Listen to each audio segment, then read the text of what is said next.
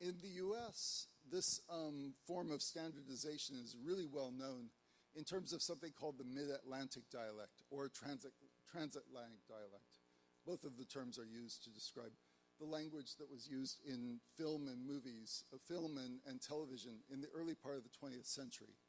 This is a dialect that has more or less disappeared nowadays, but if you watch old movies from the first half of the century, of the 20th century, you'll hear this as the dominant dialect in movies.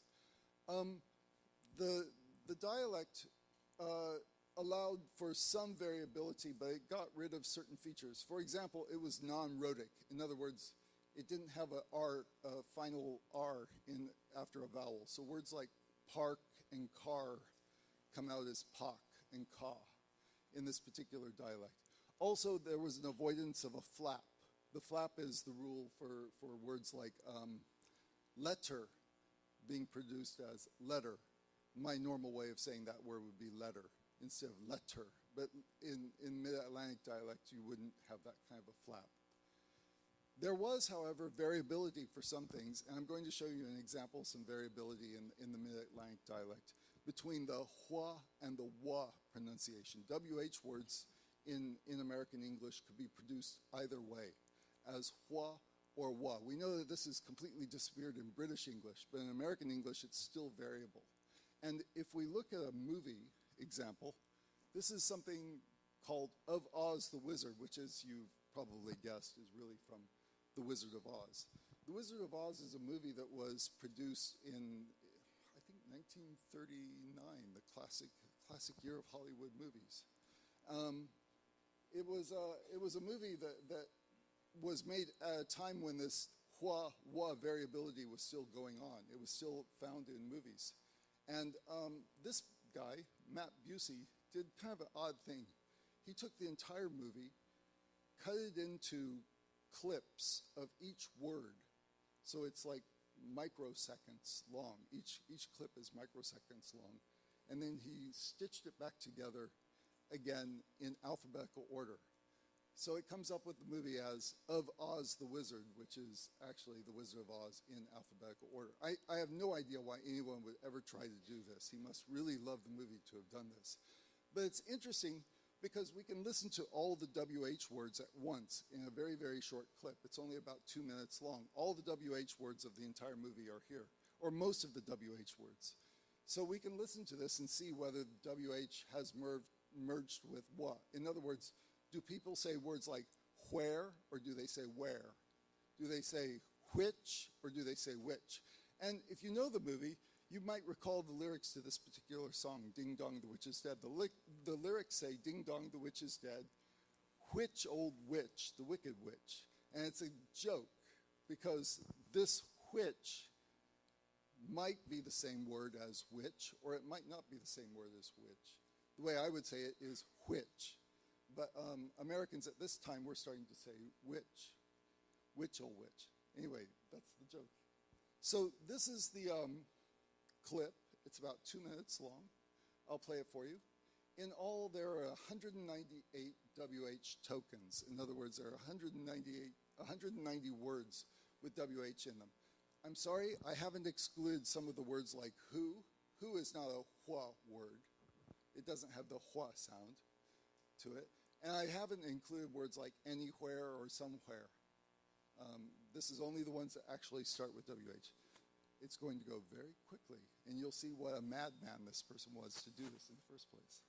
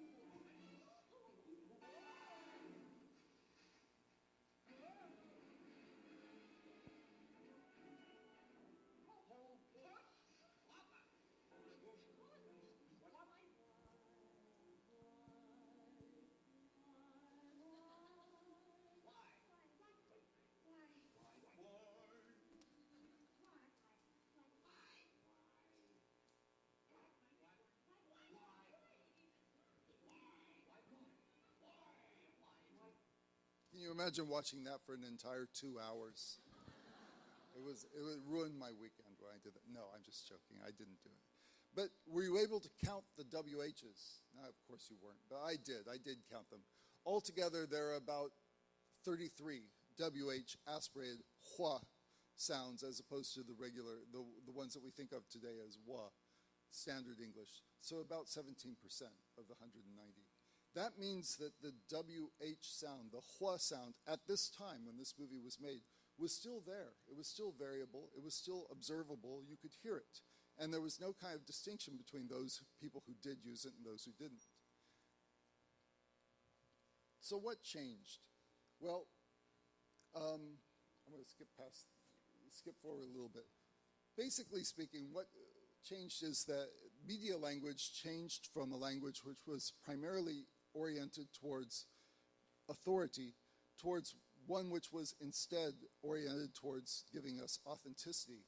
And today we're in this boundary where media language is always between these two fields, one evoking authority, the other one evoking authenticity. When did this happen altogether, that the particular dialect changed? And what does it mean when it did change? Well, this is from a documentary movie, Do You Speak American?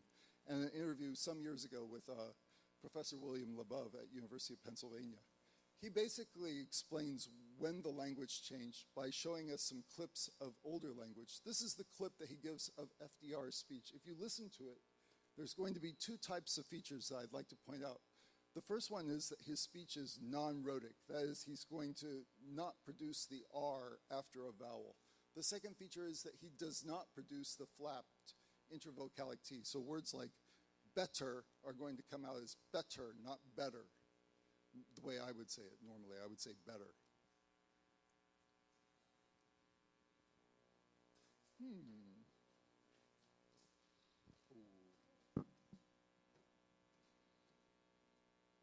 Yeah, go back one. Try it again. I think maybe I bumped the... So, along with the sound is going to appear the words on either side that illustrate what this is meant to show. Those who would not admit the possibility of the approaching storm, fast 2 weeks have meant the shattering of many illusions. With this rude awakening has come fear. Fear of ordering on panic. I do not share these fears. So those are some examples of the R words and then the intervocalic T's being produced as shattering, not shattering, or bordering, not bordering, the way I might say it. And this is Professor LeBove explaining when this change took place between Mid-Atlantic dialect. It held right up to the end of World War II. And then, to our great astonishment, so right after World War II, people growing up in New York City and many other cities behaved in just the opposite way. When they were careful, they pronounced their R's. And when they were not careful, just speaking casually, they stayed with their R'less style. So people wanted to sound more English before World War II and less so after World War II. We hear British people use that pattern, we love it. But it's not right for America. Okay, so the interviewer is trying to put words into his mouth saying that Americans were trying to sound more British. That's not what he's saying.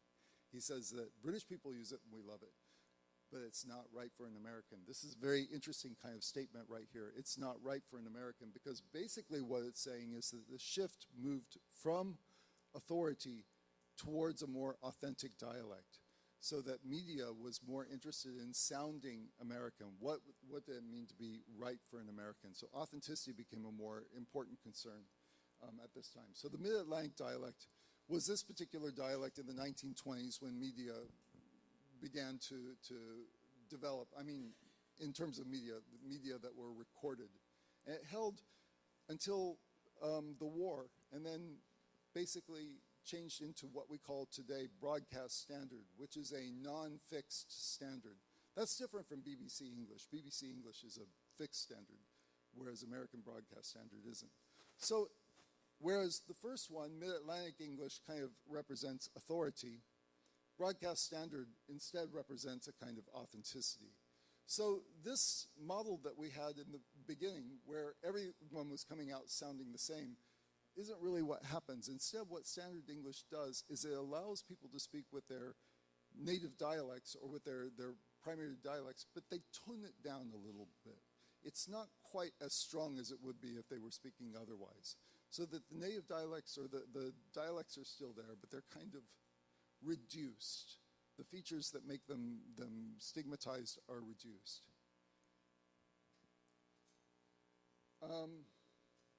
In the 20th century, this has been a goal primarily in American culture, this kind of reduction, but in the UK as well, to some degree.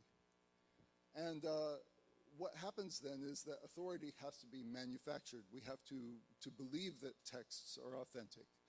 So one of my concerns that I'm interested in is how do we manufacture authority? How do we come to agree that a text is authentic? In terms of popular culture, to go back to this model, I said that the dialects in media are reduced. Actually, what happens in popular culture is they may have no relationship to the actual speaker's language. In popular culture, people produce a language according to what is required for that particular genre or that particular form. And this is related going back to the circles of English. So I want to try and extend this way of thinking with the circles of English and the idea of the three circles being circles with different norms. How do they represent authority? How do they represent authenticity of English differently in the three circles? So in the inner circle, we expect to see, because it's norm providing, they have internal norms in the inner circle. What we expect to see is a greater emphasis on authenticity than on authority in language. Let me give you an example of this. Do you all know Cardi B? Oh yeah. All right. Good, then we're on the same page here. We're on the same page. This is an article in the New Yorker from last year about Cardi B. And it's kind of interesting because the New Yorker article uses a word like code switching to say black stars interested in code switching, uninterested in code switching, rarely translate their message, so on, so on. You can read the quote here that comes from the New Yorker. This particular term, code switching, is one that we linguists are very aware of. It means switching between two particular languages. But the way it's being used here, oops, I pushed the wrong button. The way it's being used here is to switch between two particular varieties of English. That is African American English, or in particular, the kind of Brooklyn dialect that she speaks. Her particular authentic Brooklyn accent, and more of a standard American English variety. If you don't know what I'm talking about, I'll play a little bit of the song for you, but I have to admit, I can't play much without going into cursing. So if you know the song, you know what I mean. If you don't know, you'll get an idea of the song. So this is, there are many songs of hers. She has a brand new album out just several weeks ago. This is from Bodak Yellow.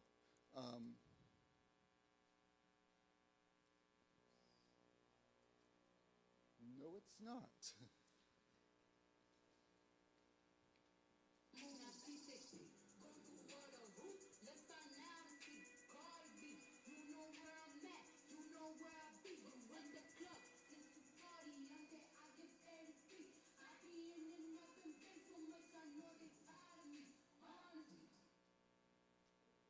Go any further than that. It goes into a curse word. But actually, I could have, but I didn't.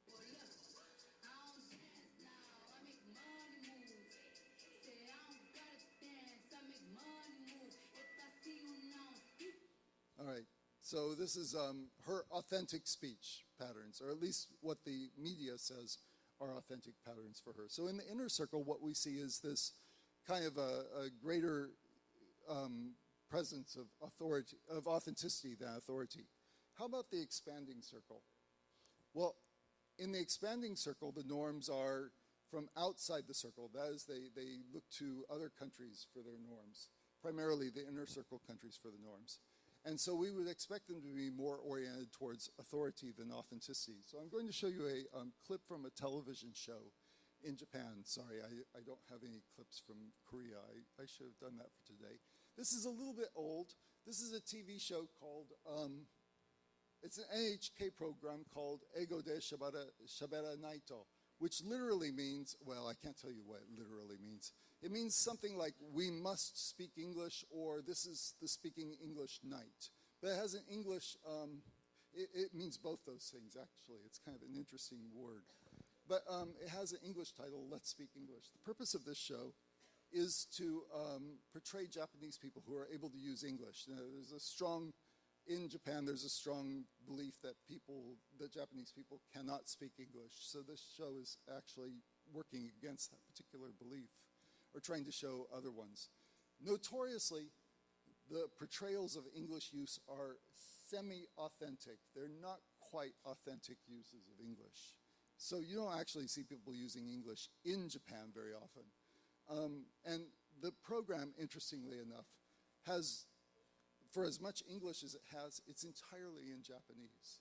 All of the voiceover, all of the subtitles are in Japanese. So if you don't speak English, no problem. You can follow this program without any problem if you only speak Japanese.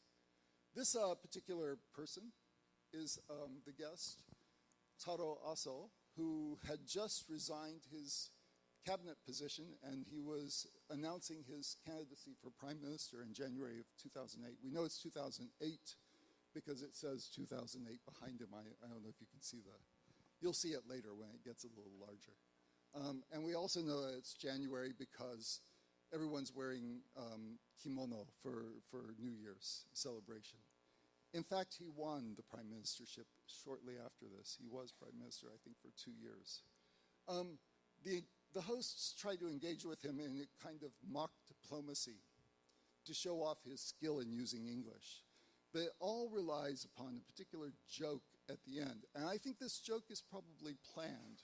In other words, the host says, "Can you get me one of those toilet seats where it's warm and the water will come up?" And then you get to see how he jokes with the host. He's able to show off his use of English in a very kind of authoritative way. So this is the clip.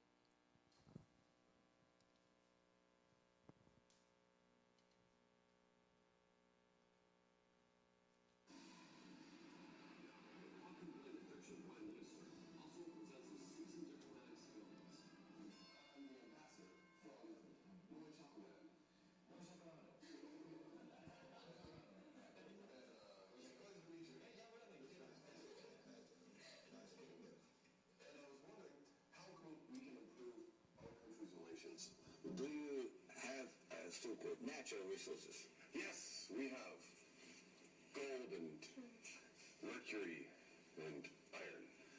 And you have natural resources. We, Japan, don't have any natural resources. But we have technology, and we have so-called management, and also we can finance. So for your future benefit, I think you better grasp a hand with Japan might be the way to get a more prosperity of the future of your nation. This is proposal, first of all. Wow. I'm especially interested in the technology. Do you think you could arrange for me to get one of those toilet seats with the water and the heat? As it is, it's easy, but most important thing is the quality of water. If that water is not clean, then you will get a strange disease from, not from here, but from the other way around.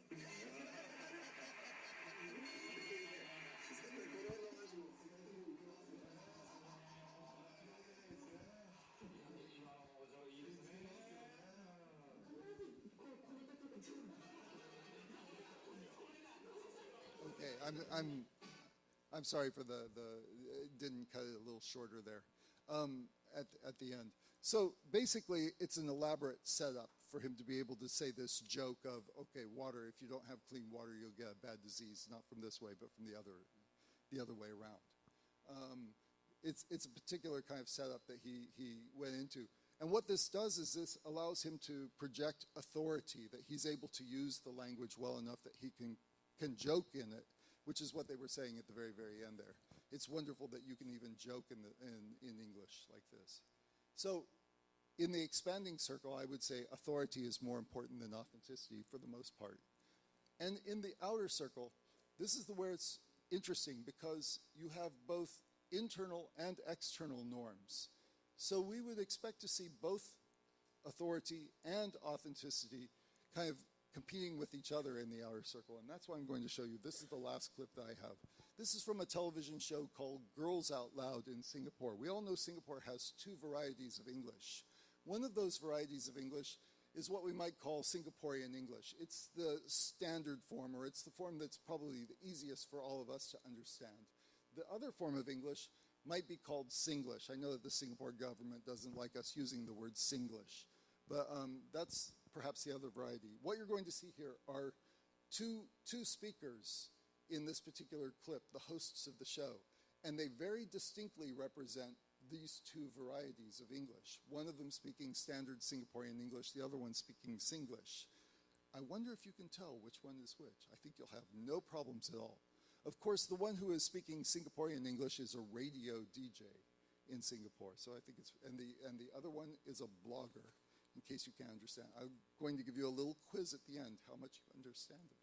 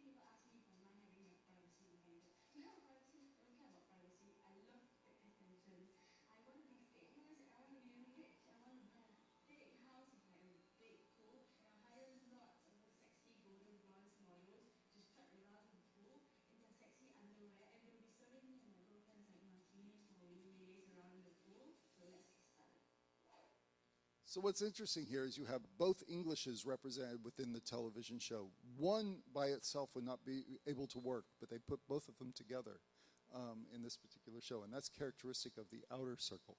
So what are some conclusions that we can draw about this? First of all, authority and authenticity are merged together. They are the same concern. At any point in popular culture, the language is interested in both projecting authority and projecting authenticity. So despite sociolinguistic prohibitions not to look at this particular type of data, increasingly this has become very interesting to those of us working in sociolinguistics to look at media texts or to look at popular culture texts. And the commitment to authority and authenticity seems to vary directly as to where the variety is from, whether it's a norm-providing, norm-dependent, or both variety of English. In terms of like teaching, I wanted to extend this a little bit for teaching. So if we're going to create authentic materials, or if we're going to bring authentic materials into the classroom, all materials are in some way or another authentic. So there is no such thing as something which is fully authentic or fully inauthentic either. Instead, the materials need to be chosen for their particular messages that they can bring. And regardless of the circle, there are always social meanings to any particular pop culture text. Texts always have a social meaning. They're always showing us something about the society. So that needs to be highlighted as well when we bring authentic materials into the classroom. Thank you.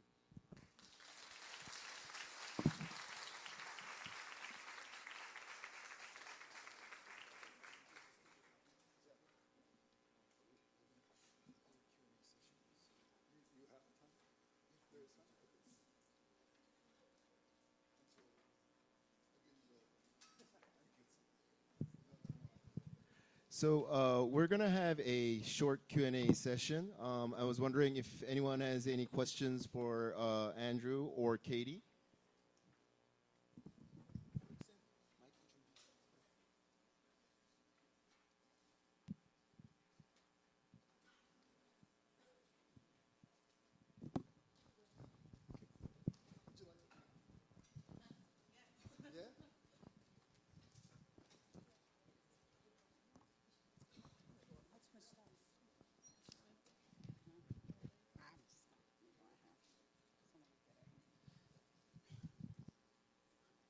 Yeah? Okay, so I have a question for Dr. Manin.